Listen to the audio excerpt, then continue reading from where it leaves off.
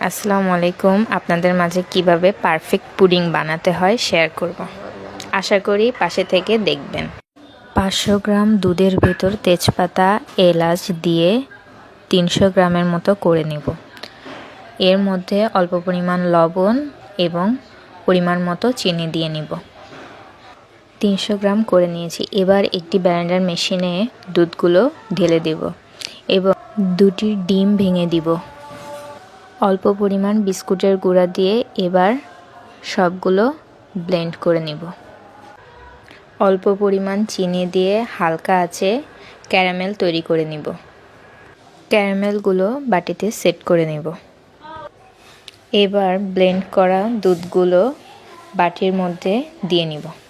Rice কুকারে গরম করা পানির উপর বাটিটি বসিয়ে দিব 30 মিনিটের জন্য।